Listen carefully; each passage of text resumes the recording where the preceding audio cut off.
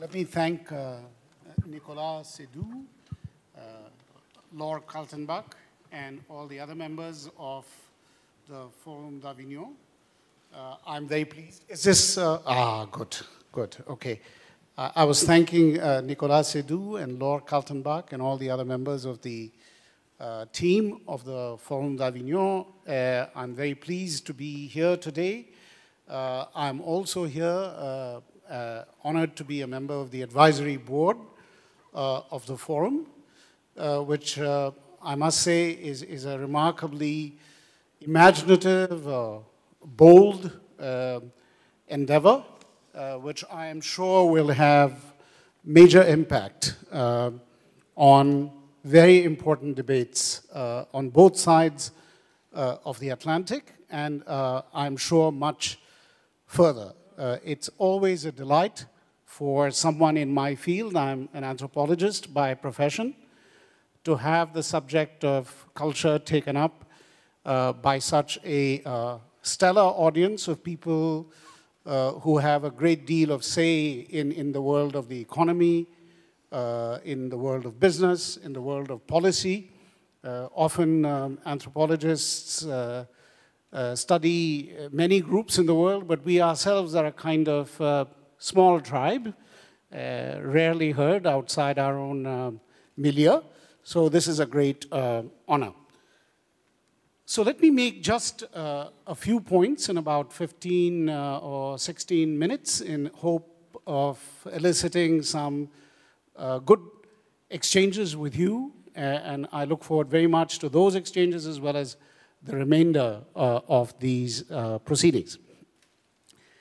Let me begin then by saying that access is not participation in the digital era, much as we would like it to be. We're all familiar, even those of us who come from outside the French-speaking world, with the phrase lèche vitrine, which you all know refers to that state of affairs in which 70 or 80% of the world's population is lécher la vitrine in regard to the benefits of globalization.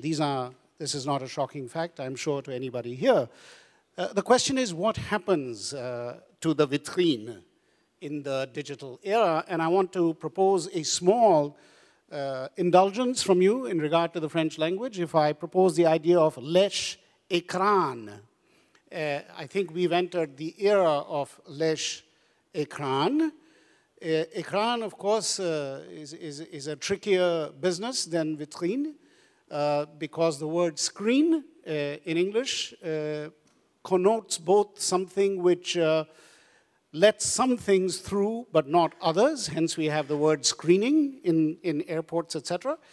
But it is also something in which we see ourselves. It's something of a mirror, as Professor Lacan and others have made a lifetime career out of the idea of the mirror, but the screen is also something of a mirror.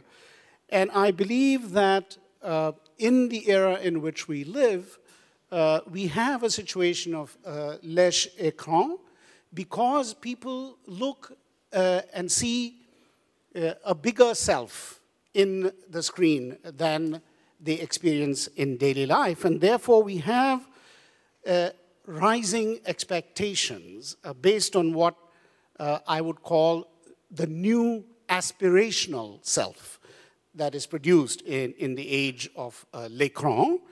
And I would like to also say, since we are surrounded by many distinguished economists and people from the corporate world, that this produces something perhaps even more dangerous than economic inflation, something we may call social inflation, which is, can be defined as the gap between what we may call the aspirational self, the self that I begin to imagine by looking at the écran, and what we may call the default self, or the quotidian self, that especially for 70 to 80% of the world's population outside the benefits of globalization is not a very happy self. So we have a gap, And I believe that gap, which we may call a kind of example of social inflation, is growing. Now, let me develop this idea of a social gap or social inflation between the aspirational self, produced by the age of the écran, and the default self. Many of you will remember that the great American economist Frank Knight, early in this century, made a path-breaking distinction between risk and uncertainty. He argued, I think, brilliantly and presciently that this distinction between risk and uncertainty would be a central issue for the 20th century and indeed the 21st. And in the last 2 years, in the financial meltdown, we have seen what it means for risk and uncertainty to produce massive global problems. The point of this is not to make a disquisition on risk and uncertainty, which I am the least qualified person to speak about, but to say that on the whole, in this past century, we've made a great science out of risk and almost completely forgotten about uncertainty.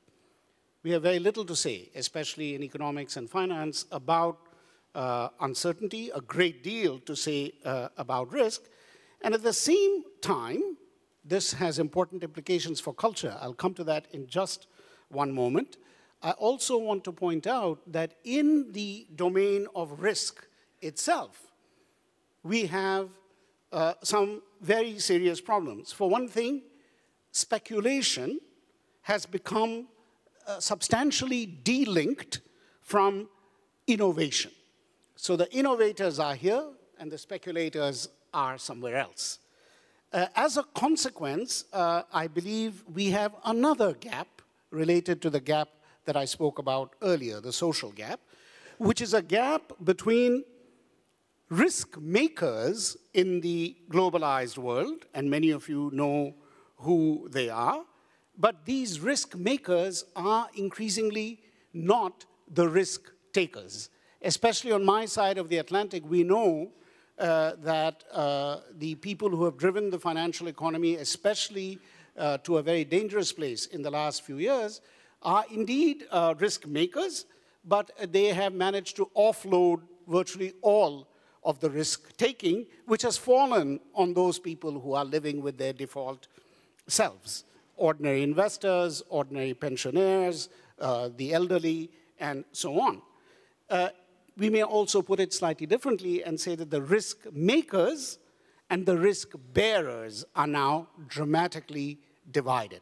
I believe this is perhaps the major source, this gap between the risk makers and the risk bearers is the major source of what I would call social uncertainty.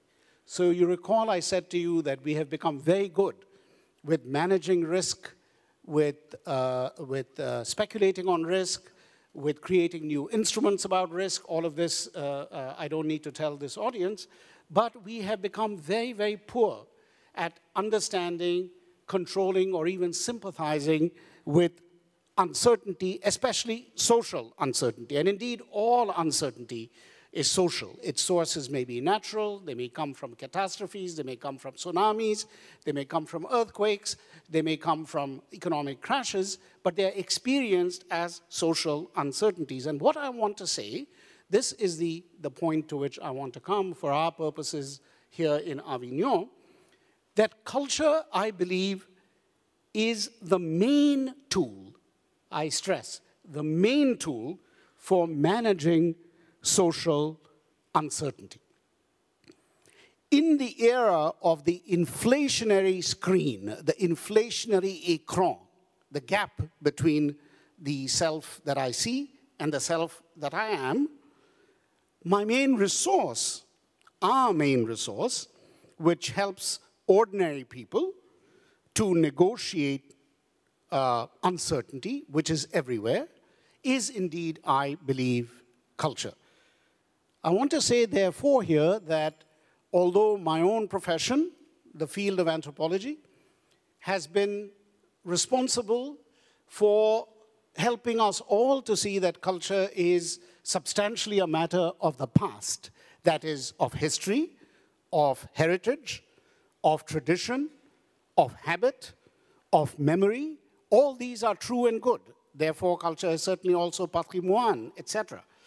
But what we have failed to do as anthropologists, and I think all of us have failed somewhat in this, is to see that culture is also our main navigational device for seeing the future. People make their worlds out of culture. People look ahead. So it's as if we have seen culture mainly as a kind of rear view mirror that allows us to look back about who we are, where we came from, and so on. And I think Nicolas referred to this indirectly, and I think perhaps in your work, Professor Stigler, that this is also part of the issue, the idea of the future as memory. But I believe we need to look at culture also, I don't say only, but also as a device for understanding the future.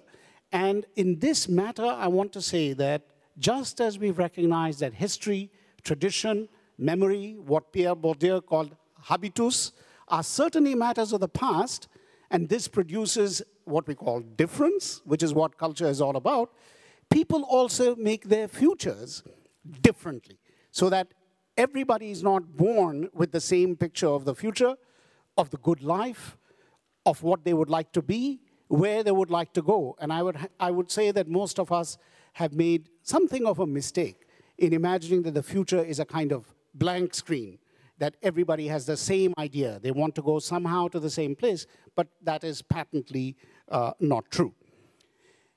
Part of this process, then, where culture is also a device that helps us look ahead, is that it lets us manage uncertainty. And we live in a world where, just as the instruments of risk have multiplied, so the horizon of uncertainty has profoundly multiplied, and culture as a future-making device is going to be our main resource.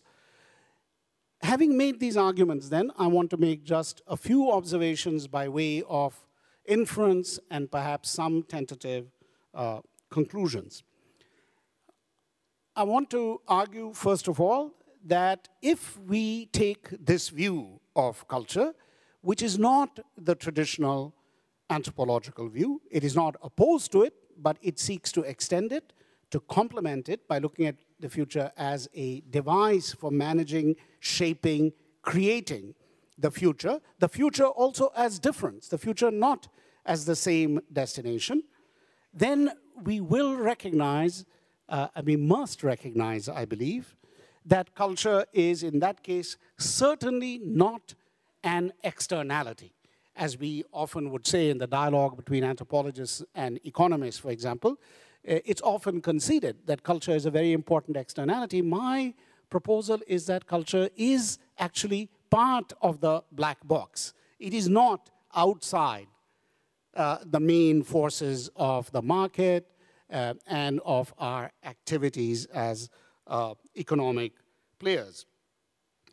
It is, so to speak, hardwired into our economic behavior, our economic policy, and indeed to economic change. It is, I hope you will forgive me for making this argument in the strongest way, it is the DNA of our economic lives and systems. I hope in the conversation I can give you more examples of this, but I'll give you only one. If we agree that today's economic system, both for better and for worse, is largely and substantially driven by the financial system, and if we further agree that the financial system is substantially about modeling, understanding, predicting, and then managing risk, it's evident to many of us in anthropology that risk is not a culture-free affair. So that risk takers in, say, India, where I come from, or in Japan, where I do not come from, or in France, where I certainly do not come from, do not exactly have the same view of the sources of risk, of how to understand it, and how to, as it were, make the best of it. So if we consider this, and we can see this in the behavior of all the great commercial players in history, and the great Fernand Braudel was one of the first thinkers to remind us that the whole world of exchange, of the market, of commerce for centuries was deeply connected to everyday life and to people's understandings of society, economy, history, and so on. That has, in my view, not changed.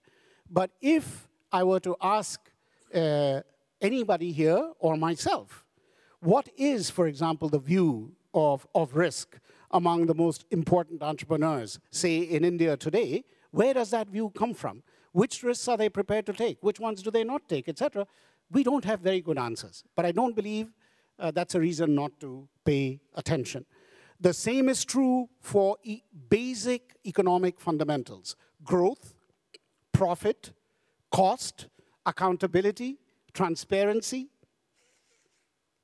Any of these keywords, I believe, do not describe a universal screen. Every one of them is shaped by the horizon of culture. But we need to ask how and why, and I believe that is a very important task ahead of us. So let me then, if these examples have any credibility, any plausibility for you, and if they show that, if they are enough at least to suggest that culture is not an externality outside the world of the economy, a decoration, an addition, a luxury, etc. If this is true, and if it's further true that it is within this cultural framework that people are experiencing, ordinary people are experiencing a kind of inflationary gap between the self of the écran and the self of daily reality, then we have an important burden before us here in the forum, as scholars, as policymakers, as leaders in business and publishing, in media, and that is to not anymore treat culture as an externality, not to isolate what we may call the cultural sector. So in a way, I would plead that we don't invest in culture separately, but rather to stop viewing, to stop ghettoizing culture, separating it from real life, and treating it as a luxury externality, but to bring it into the very DNA of social and cultural life. I believe that in the digital era, this is more true. The fact that culture is part of the DNA of our economies, of our commercial lives, of our politics, and so on, is even truer in the digital era than it was before, because we now have more sophisticated tools for imagining who we are, who the other is, what the difference is, which differences we value, etc. The screen, and all that goes with the screen, which we call the digital world, I think multiplies the ways in which culture shapes not only our memories, our traditions, our histories, but our conceptions of the future. So I believe that the kind of investment in culture that all the friends of the forum contemplate is not only honorable and not only a very respectable, I believe it's also indispensable and urgent in an age when we have many new certainties, but we have many more new uncertainties. So on that note, Nicolas, I will stop. Thank you.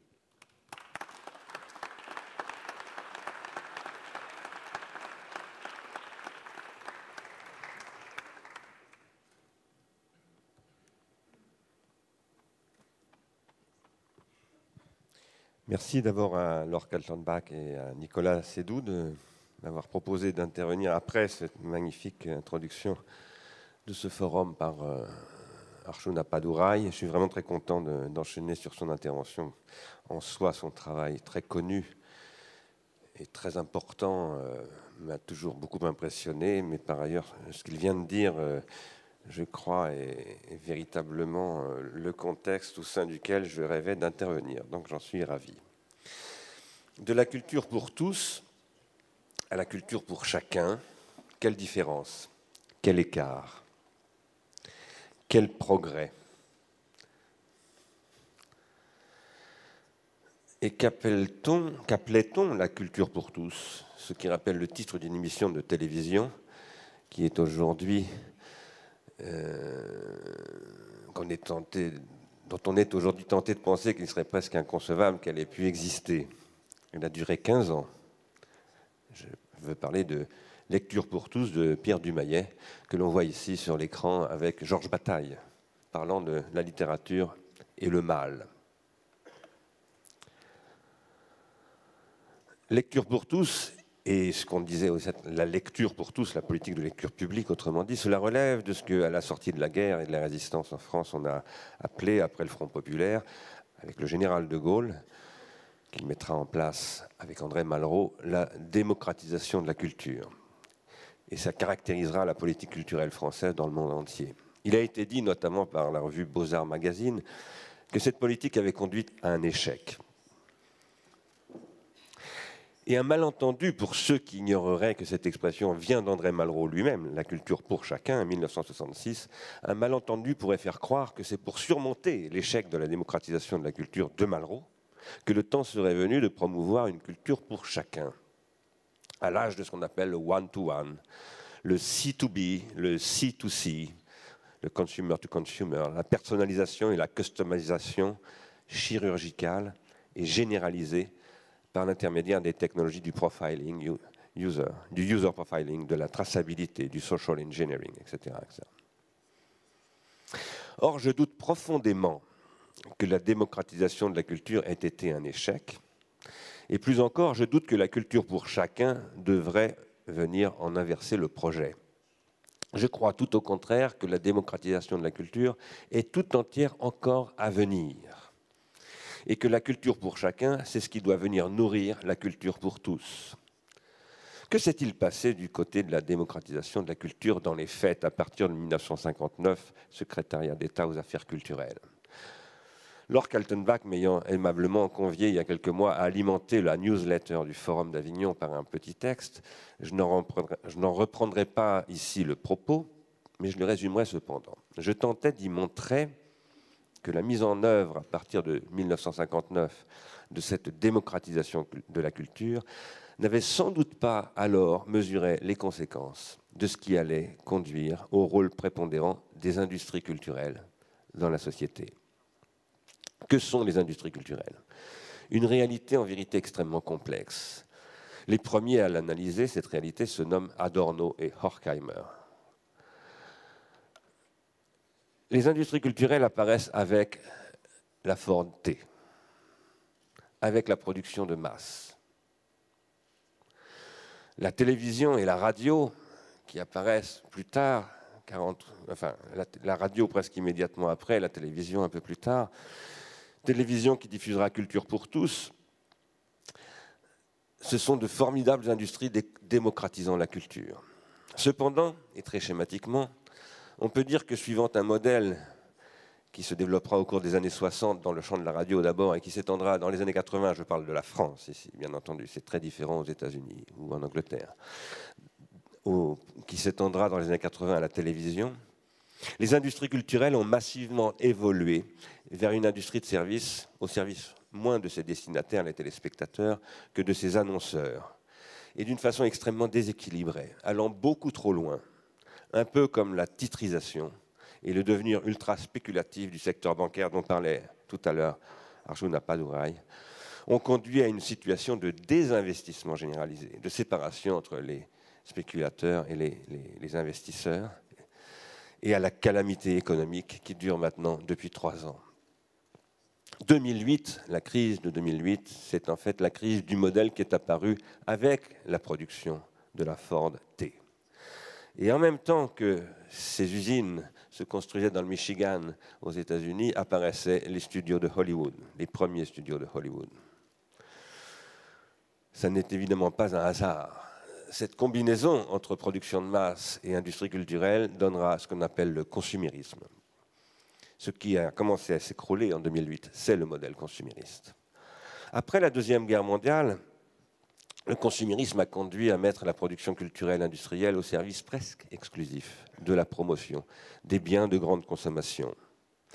Et pour des raisons que je n'ai pas le temps d'analyser ici, cela a conduit à une désaffection et même à un désamour que cristallise cette image un peu choc qui illustre les propos que Patrick Lelay avait tenus en 2004 ou 2005 à propos du temps de cerveau disponible. Cette image, c'est celle de ce que je crois être un passé désormais révolu des industries culturelles.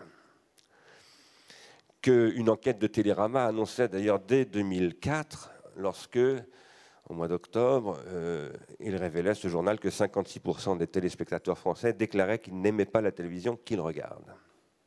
Je ne veux pas dire que le consumérisme en général, et en particulier la télévision généraliste, qui en est le premier organe, sont terminés. Non seulement ils ne sont pas terminés, mais ils dominent aujourd'hui comme jamais. Et pourtant, nous le savons bien, tous autant que nous sommes, l'avenir, c'est-à-dire la vie, est désormais ailleurs. Et j'emprunte ici un titre de Milan Kundera, La vie est ailleurs. Ce qui a rendu possible les industries culturelles et l'organisation corrélative du consumérisme, c'est ce que j'ai appelé un tournant machinique de la sensibilité qui, vers la fin du XIXe siècle ou début du XXe siècle, a fait que l'on a pu tout à coup écouter de la musique sans savoir en faire.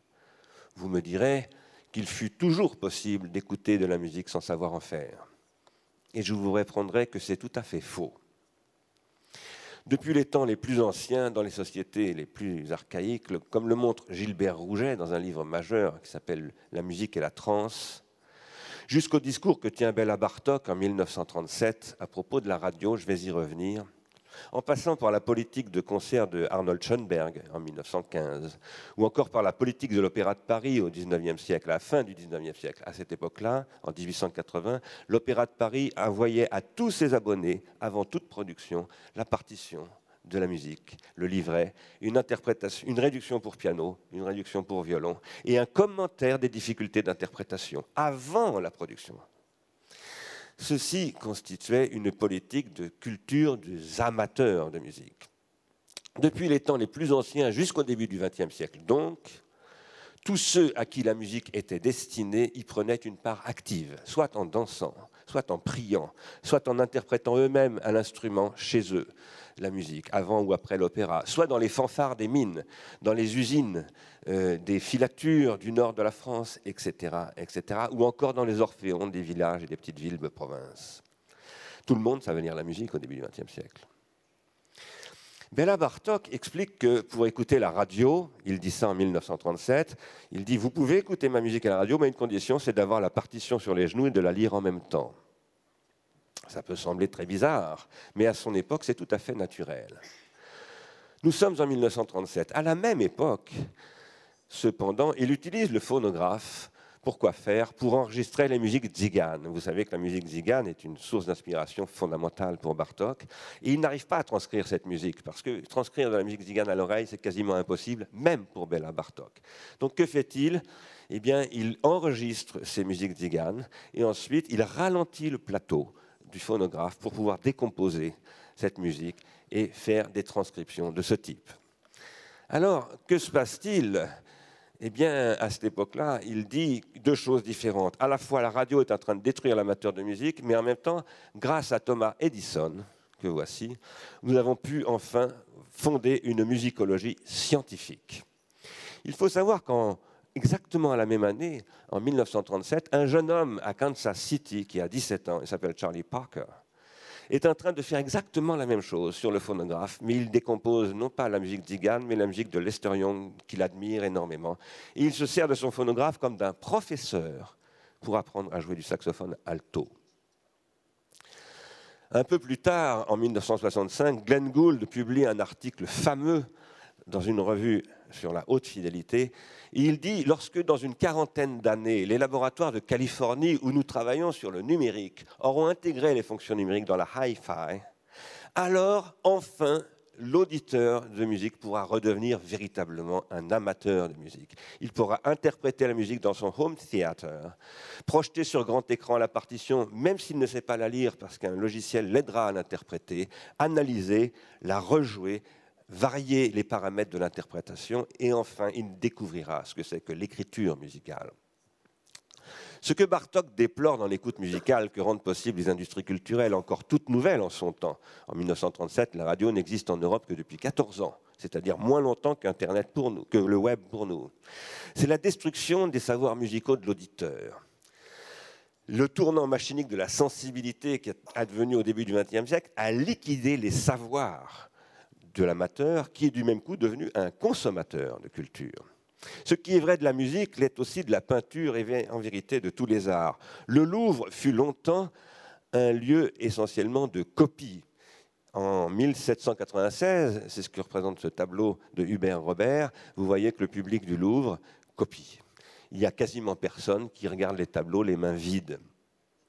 Vous me direz, il y a beaucoup de copistes professionnels dans cette scène, c'est vrai. Mais il y a aussi des artistes. Il faut savoir que Degas, Cézanne, tous les artistes quasiment du 19e siècle passaient au Louvre pour apprendre à regarder la peinture. Et Cézanne dit, pour peindre sur le motif, il faut d'abord avoir copié les maîtres. Comment s'appelle-t-il? Goethe dit la même chose. Il dit, on ne peut pas parler d'un tableau que l'on n'a pas copié. Mais par ailleurs, le public, les roturiers qui rentraient pour la première fois dans les galeries royales, copiaient également. Pourquoi? Eh bien parce que pour qu'une émotion artistique vous prenne, il faut l'intérioriser dans un premier temps et ensuite la réextérioriser, soit en copiant, soit en la reformulant, par exemple sous forme écrite, poétique, etc. Wolfgang Iser montre que cette situation est tout aussi vraie de la littérature. Un livre, on doit l'intérioriser et le réextérioriser, éventuellement en devenant écrivain soi-même. C'est ce que d'ailleurs raconte le motif dans le tapis de Henry James. Excusez-moi. De nos jours, au Louvre, le public passe 42 secondes en moyenne devant les œuvres. Et Daniel Arras, quant à lui, le grand historien français de l'art, décédé prématurément, révéla dans un livre, dans son dernier livre, qu'il lui avait fallu 20 ans pour comprendre pourquoi la Joconde est un chef-d'œuvre. Pas seulement pour regarder la Joconde, mais pour la voir. Et qu'il lui avait fallu un petit peu moins de temps pour entrer dans la Madone Sixtine de Raphaël. La situation de consumérisation généralisée du rapport à la culture et aux œuvres d'art, c'est quelque chose qui a été provoqué par le tournant de la machinique de la sensibilité au début du XXe siècle, la fin du XIXe siècle, mais c'est aussi quelque chose qui est désormais en train de changer. Car si les appareils des industries culturelles, phonographes, radios, caméras de cinéma, puis de télévision, émetteurs, etc., ont permis d'imposer dans le monde culturel le modèle industriel fondé sur l'opposition entre producteurs d'un côté et consommateurs de l'autre, ce qui constitue le premier tournant machinique de la sensibilité, dont je parlais tout à l'heure, un deuxième tournant machinique est en train de se produire depuis une vingtaine d'années avec le numérique, en particulier avec le web, où tout semble se renverser à nouveau. De nos jours, tout un chacun, et c'est ça la culture pour chacun, tout un chacun accède à des fonctions techniques complexes qui, durant près d'un siècle, demeurèrent accessibles uniquement aux acteurs industriels et aux artistes qui avaient la chance de pouvoir travailler avec eux. En 1987, Nicolas Seydoux l'a très aimablement rappelé tout à l'heure, j'avais présenté au Centre Pompidou l'exposition Mémoire du futur. J'y avais présenté le premier CD-ROM Globe and Mail en France. J'y avais présenté les premières bases de données qui, à l'époque, n'étaient consultables qu'à travers des spécialistes de la documentique, très spécialisés. Dans cette exposition, je soutenais que le XXIe siècle serait le siècle du réseau numérique accessible à chacun, et que ces fonctions allaient devenir la culture commune de chacun au XXIe siècle. Cette culture commune, la voici. C'est par exemple cette fenêtre de requête qui vient du moteur de recherche Google, est une fenêtre de requête très sophistiquée. Mes parents, qui sont âgés maintenant, l'utilisent. Mes enfants et mes petits-enfants aussi. Les appareils de captation sont désormais accessibles à toutes les bourses. Et vous pouvez vous acheter une petite caméra à 150 € qui a des capacités de captation et des qualités de signal qui sont presque équivalentes à celles des caméras professionnelles d'il y a 20 ans. Et l'offre est explosive. Vous pouvez également accéder à des fonctions de post-production ou de montage, comme par exemple iMovie, qui est en standard aujourd'hui sur les appareils Apple et que moi-même j'utilise. Ça, c'est un montage que je suis en train de faire, car aujourd'hui, je fais mes cours avec iMovie, puisque je fais des cours en temps différé sur le réseau. Et je peux évidemment, comme vous tous, aller sur YouTube et diffuser cela. La fonction de diffusion, qui était autrefois limitée à l'émetteur central, est passée sur le serveur. Et le serveur est accessible absolument à tout le monde. J'ai moi-même un site qui est consulté par à peu près 10 000 personnes. Je suis à moi tout seul, l'équivalent presque du quart du lectorat de Libération avec ce site. Vous allez me dire c'est stupide parce que les gens lisent Libération tous les jours et vous, ils consultent de temps en temps. Oui, mais n'empêche que j'ai fidélisé 10 000 personnes. Alors, qu'est-ce que je veux dire par là? Nous sommes en train de vivre un changement fondamental où la culture pour chacun s'installe avec ce qu'on appelle la culture du do-it-yourself. Ainsi se reconstituent des savoirs d'amateurs, d'auditeurs, de spectateurs, de lecteurs. Tout ceci doit faire l'objet d'une politique d'accompagnement désormais, car il s'agit d'un changement de modèle industriel absolument colossal, où il y a des tas de secteurs qui n'ont pas encore trouvé leur solvabilité. Et Google n'a pas trouvé sa solvabilité en 3 semaines, évidemment. C'est un modèle induit par un changement de système technique mondial, la numérisation, face à quoi le marché ne peut pas et ne sait pas répondre tout seul. Le marché qui est devenu ultra spéculatif. Il faut maintenant réinvestir et investir à long terme. Il faut donner la main au marché. Il faut un accompagnement à la fois de la mutation industrielle au sein de laquelle les industries culturelles doivent revoir leur modèle en totalité et où les pouvoirs publics doivent redéfinir aussi le cahier des charges des industries culturelles. En France, il y a un cahier des charges garanti par le CSA, en particulier en encourageant ces industries à développer très sensiblement les fonctions d'innovation, non seulement sur le plan technologique, elles ne savent pas très bien faire ça d'ailleurs, mais sur le plan culturel, sur le plan social, sur le plan économique. La manne publicitaire de les grandes industries culturelles va diminuer inéluctablement. Et il va falloir que de nouvelles sources de financement arrivent pour ces grandes industries culturelles. Ça veut dire qu'il faut absolument tout réinventer. Et ça doit être accompagné par la puissance publique, non seulement nationale, mais européenne et internationale, mondiale. Il faut d'autre part redécouvrir et réinventer en profondeur à travers les institutions d'éducation, de formation, de création, les institutions muséales, les institutions comme les Beaux-Arts, etc., le Festival d'Avignon. Il faut redécouvrir en profondeur ce qui constitue la dimension instrumentale contenue en toute culture. S'il est vrai que l'oreille musicienne écoute autant avec les yeux et avec les mains qu'avec les oreilles. Un musicien, ça a surtout des mains et des yeux. Et non seulement des oreilles, des mains et des yeux qui savent travailler avec les oreilles. Un peintre, ça a essentiellement des doigts, et pas seulement des yeux, et un circuit entre les doigts et les yeux qui passe par la manipulation d'instruments de dessin ou de peinture. Je ne veux pas dire que chacun devrait devenir un artiste. Cette utopie-là est évidemment irréaliste et démagogique. Mais je veux dire que si l'origine de l'Occident et de sa démocratie, qui s'est aujourd'hui mondialisée, furent fondées sur la généralisation des pratiques de lecture et d'écriture à partir du 7e siècle avant notre ère, d'abord en Grèce, puis en Judée et finalement dans tout le monde monothéiste, ce sont désormais les technologies culturelles et cognitives numériques qui forment les instruments de l'avenir. Et il faut désormais que cette culture se répande très largement. Et cela suppose aussi de concevoir ce qu'à l'IRI, à l'Institut de recherche et d'innovation que je dirige, nous appelons des appareils critiques. Par exemple, celui-ci, qui apparemment ne veut pas venir, le voilà.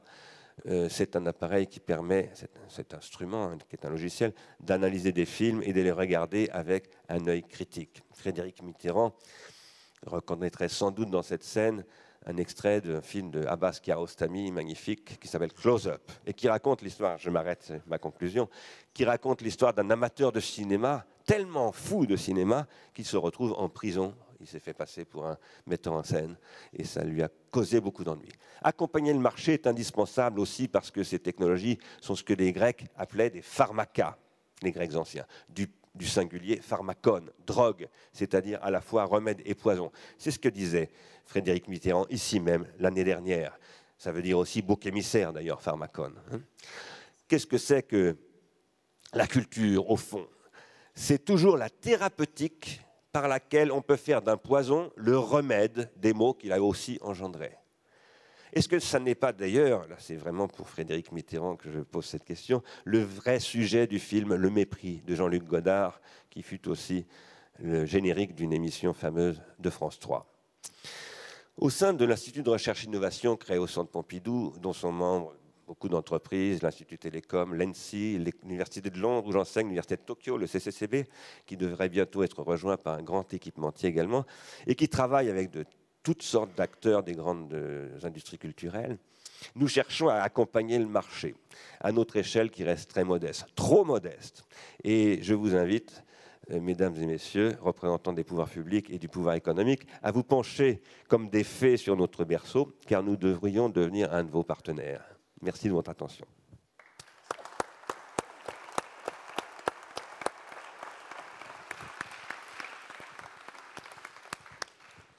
Alors,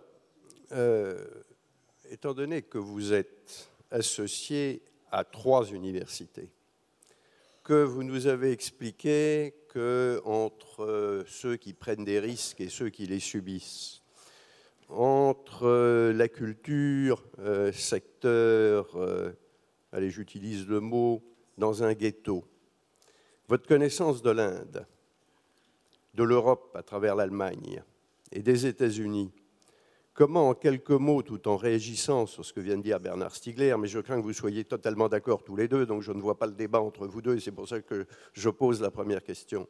Comment vous voyez un Indien, un Européen et un Américain face au sujet que vous avez développé et face à ceux qu'a développé Bernard Stiegler? Juste les caractériser de façon, et je m'excuse de le dire, parce qu'en matière culturelle, il ne faut jamais être trop synthétique, mais comment, de façon un peu caricaturale, vous les exposeriez? Thank you very much, Nicolas. Also, thank you to Professor Stiegler for a great presentation. If I was perhaps too close to the bone, he has done a brilliant job of giving us a lot of meat or viand, very rich presentation. Combining my reflections, very quick reflections on your rich presentation with Nicolas Seydoux's question about how things look from multiple perspectives, maybe I can respond with a question for you, but also for others perhaps, which is, I was struck very much by your account in the history of our current technologies of the problem, or not the problem, but the richness of the idea of active replication, active copying. And I recall that in places like India, there is a very rich tradition of copying. In fact, the very idea of the original is both recent and, you might say, fragile. This produces, of course, some challenges for copyright, piracy, etc.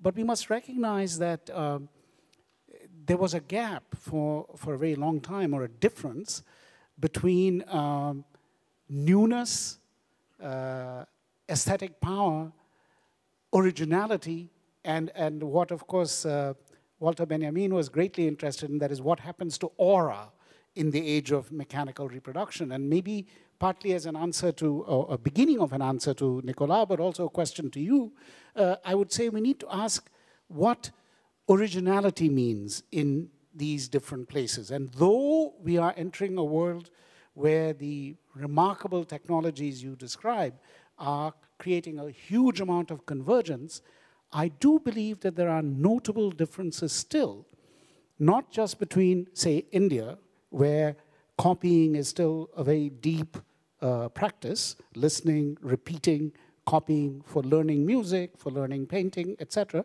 as well as for making new things, so to speak. But I would say there's also a difference in the two sides of the Atlantic. Europe, to my mind, still very much is anchored in certain modernist ideas in which the idea of originality, authorship, signature, newness were connected. In the US, I think there is a kind of greater looseness about these things. So you can have, let's say, a Warhol appear, not simply because he was an adventurer or a charismatic, but because I think the commodity and the sign operate differently there. But anyway, all of this to say, I do think there are significant differences, and I wonder what your thoughts are, over time, but also over space, in the relationship between newness, originality, and mechanical reproduction. And I wonder, your talk was so rich in examples, how you might think about that. But that's partly a provocation, a response to Nicolas' provocation, but also a reflection on your comments. Merci beaucoup pour cette question qui est capitale, qui est le cœur du sujet. Je dirais que ce qu'on a appelé en Europe occidentale l'originalité, la figure de l'artiste comme individu, qui est une singularité dans la culture mondiale en réalité, hein, qui est aussi très liée à l'apparition du citoyen grec, qui peut parler en première personne et décider en première personne. Néanmoins, ça apparaît beaucoup plus tard que l'époque grecque, bien entendu, même si on peut dire que Sophocle signe déjà ses œuvres, bien entendu. Cette question de l'originalité, c'est une modalité pour moi de la question de la singularité. Et ça n'est pas la même chose. Il est évident que ce que nous reconnaissons comme une œuvre artistique, comme un patrimoine culturel, porte la signature d'une singularité. J'ai chez moi des statues Dogon, ce sont des singularités. Peu m'importe l'originalité, je dirais, de la question de l'originalité. L'originalité, c'est un régime de la singularité. En revanche, je ne connais pas du tout les arts graphiques indiens, je connais un petit peu la musique indienne, et d'une façon plus générale, dans toute l'Asie, c'est la copie qui fait la transmission des savoirs. Bon, j'ai lu un très beau livre sur la peinture chinoise, par exemple, qui présente que la peinture chinoise est essentiellement un travail de la copie. Mais dans le travail de la copie, il y a toujours un processus d'interprétation. Alors, à quel niveau s'instancie-t-il? Est-ce que c'est au niveau de l'individu, au niveau de l'atelier, au niveau d'une époque, etc. Ça, c'est une vaste question qu'il faudrait analyser géographiquement et historiquement. Mais ce que j'essaye de dire, pour ce qui nous concerne aujourd'hui dans ce forum, c'est qu'il faut aussi l'analyser organologiquement. Pardonnez-moi de lancer ce mot que je n'ai pas utilisé dans mon exposé. Organologiquement, ça veut dire qu'il y a des organes artificiels et que ces organes, il y en a non seulement du côté du peintre, du musicien, etc., mais aussi du côté du récepteur. Par exemple, une cathédrale, c'est un organe de réception de la musique. Jean-Sébastien Bach a été connu par les gens dans des temples pendant des siècles. C'est tout récent que nous connaissons Bach. C'est très peu de temps, même pas un siècle, que nous entendons Jean-Sébastien Bach dans un contexte purement d'écoute. Et ça, c'est lié à des mutations organologiques. Depuis 2 siècles, ces mutations organologiques, c'est Walter Benjamin que vous citiez tout à l'heure qui l'a pensé le premier, sont devenues industrielles. Et c'est là que le lien entre culture et industrie s'opère, c'est par cette dimension organologique. Et je pense qu'aujourd'hui, nous avons affaire à une diffusion massive de la reproductibilité qui pose d'énormes problèmes juridiques, économiques, de tous ordres, mais qui repose à nouveau frais la question que vous venez de soulever, à savoir cette question de l'originalité, dont je dirais qu'elle est plutôt, pour moi, en fait, la question de la singularité. Un auditeur doit écouter, un auditeur ou un spectateur doit aussi écouter singulièrement. Et les grands amateurs, je citais tout à l'heure Goethe, ou j'aurais pu citer le baron de Caylus, 1745, dans son débat avec Diderot, etc., sur cette question de qu'est-ce qu'un amateur. Mais Malraux avait un discours sur l'amateur, et Malraux, en 1947, dans l'introduction au musée imaginaire, disait encore que, regardez, ça se passait par la copie. Il explique que c'était la raison pour laquelle Baudelaire pouvait parler de Goya qu'il n'avait jamais vu. Parce que Baudelaire a écrit sur Goya, mais il n'est jamais allé à Madrid voir Goya. C'est parce que les amateurs copiaient et que l'illustration publiait ces copies. Et donc, il y avait tout un travail naturel de motricité qui était mis en œuvre dans le regard, ce qui fait qu'il y avait la singularité de l'œuvre, mais il y avait aussi la singularité du regard de celui qui interprétait cette œuvre. C'est ce que nous avons perdu pendant longtemps. C'est ce qui est en train de revenir maintenant avec le fait que nous tous avons, je m'arrête, avons des machines dans les poches qui nous permettent d'interpréter les œuvres. Et c'est ce qu'il faut maintenant développer de manière en très grand au niveau industriel, mais aussi au niveau des politiques publiques. Alors, nous avons quelques minutes. Est-ce que l'un ou l'autre d'entre vous voudrait poser une question? Comme nous avons les projecteurs dans l'œil, c'est un peu difficile de voir celui ou celle qui lève la main. Oui, madame, il y a un micro pas trop loin de vous. Il y a un micro pas trop loin de vous. Oui, bonjour, je suis Giuliana Setari et je suis présidente de la Fondation Pistoletto Città dell'Arte à Biella, en Italie. Et justement, puisqu'on a évoqué ici la fonction de l'artiste et de son œuvre dans le contexte de la société, je voudrais apporter un témoignage donc que ce besoin et cette nécessité de considérer la culture dans le contexte du développement économique, c'est en même temps un souci, une intention, une mission qu'un artiste s'est posée pendant cette année. Peut-être le nom de Michelangelo Pistoletto est familier aux Français parce qu'il a répondu à l'invitation de la Fondation de France et de la mission des nouveaux commanditaires en participant à en imaginant le lieu de recueillement et de prière dans l'hôpital Paoli Calmette de Marseille. Donc, mais dans sa fondation, un lieu désaffecté de anciennement industriel de Biella, il a fondé depuis déjà 12 ans une Città dell'Arte où justement il porte en avant le développement d'une transformation sociale responsable dans laquelle la mission de l'artiste c'est d'intervenir, de promouvoir des actions. On a parlé de différences culturelles, donc par le biais de l'association Love Difference, et il a développé dans le monde entier des actions dans ce sens. Donc c'est un témoignage que peut-être pourrait être développé ici dans le contexte de ce forum d'une façon plus profonde, parce que justement c'est une mission qu'un artiste a senti le devoir de se poser. Donc pas seulement l'œuvre, pas une œuvre qui se rapporte à un contexte muséal, mais par contre une œuvre qui se enracine dans la société, dans son développement aujourd'hui, avec toutes les problématiques économiques, sociales qu'elle comporte. Merci beaucoup pour ce témoignage. Je crois que beaucoup d'artistes, depuis très longtemps, regardent la société et souvent, c'est peut-être une des définitions d'ailleurs de ceux qui s'intéressent à la culture, avec un regard critique. D'autres observations, témoignages, questions? Il nous reste Monsieur le Président du Conseil d'orientation. Merci beaucoup. Arjun, thank you very much for your presentation, which was for the two presentations, by the way. I want you to come back to the links between culture and uncertainty, because your argument is to say that culture is a means to cope with uncertainty under the present circumstances. But I need more. I need to hear more about, I would say, the channels of transmission whereby culture is really a means to cope with the uncertainty today as opposed to 20 years ago or 30 years ago. 5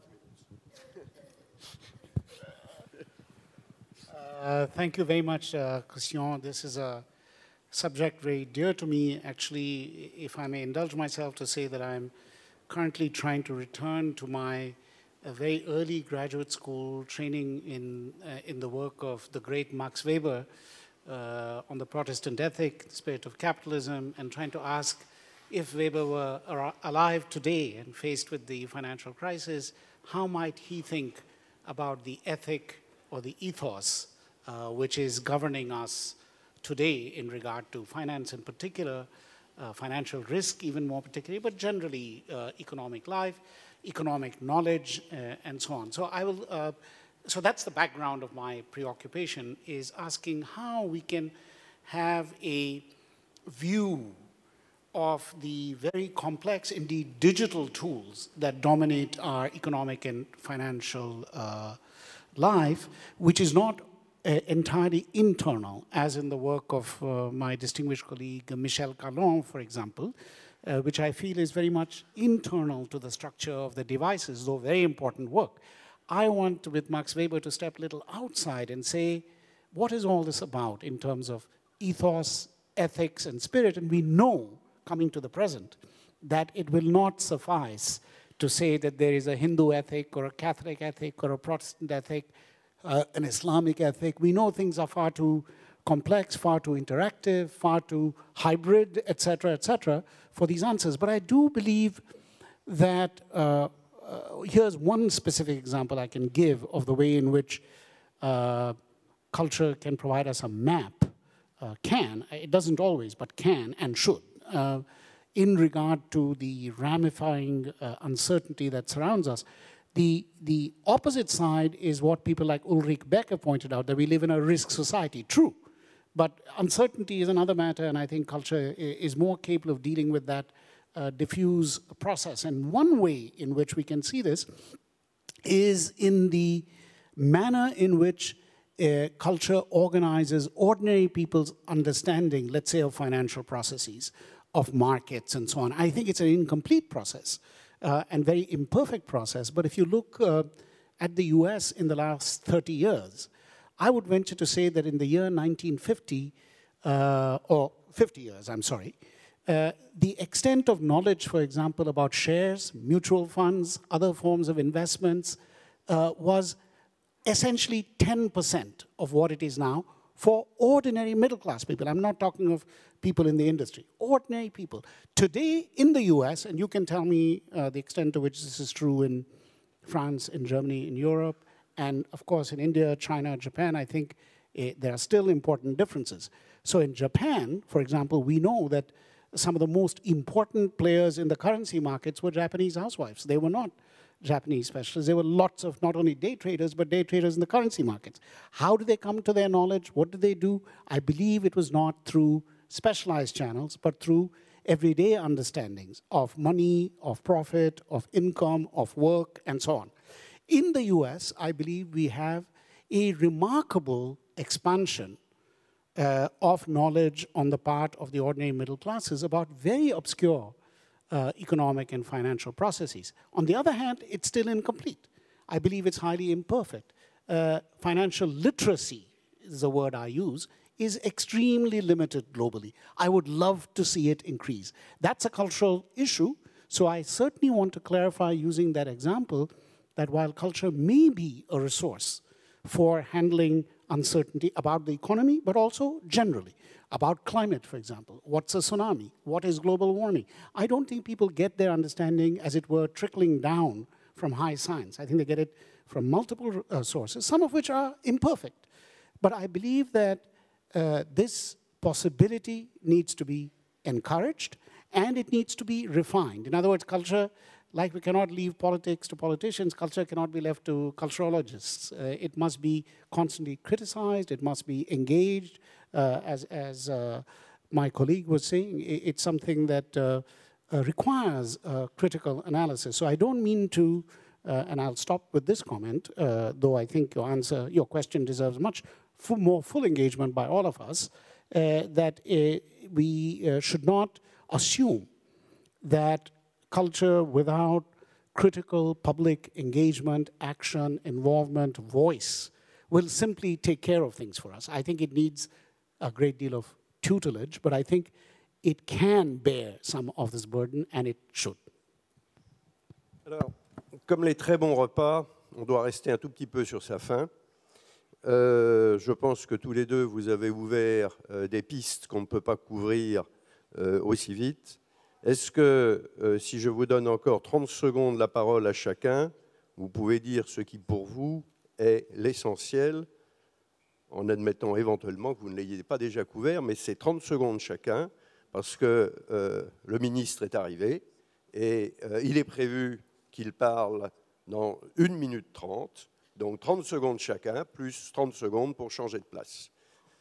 Comme vous venez de parler, Bernard, 30 secondes, hein. Je dirais que pour moi, la question d'aujourd'hui, dans ce forum en particulier, c'est, bonjour monsieur, le fait que des changements de comportement très importants sont apparus dans le domaine des pratiques culturelles, qui en réalité préfigurent des changements de comportement dans tous les domaines de l'industrie. Et je pense que c'est en ce sens-là que la culture doit venir au cœur, j'enchaîne sur ce que disait Arjun Appadurai, doit venir au cœur de la mutation industrielle, pas simplement comme quelque chose qui viendrait alimenter comme un plus cette mutation, mais en devenant en quelque sorte le nouveau, l'avant-garde, si je puis dire, de cette mutation industrielle qui est en cours. Thank you. Very briefly, I'll just add something rather than try and review or replace what was said already by saying that there is one more divide that I would love to see closed, partly through and by the forum and partly elsewhere, which is a gap between the place of culture and of art in our thinking, for which we normally use the word imagination. And on the other hand, creativity in science, business, and industry, for which we use the word innovation, that people like Schumpeter were preoccupied with. I am looking myself for a platform on which imagination and innovation can somehow be both involved, for a kind of creativity appropriate to our times, in which we don't segregate the artist and the creative person away from the industrialist or the businessman, all of which have a claim on creativity, but linking imagination and innovation is one direction that we can go from our collective deliberations this morning.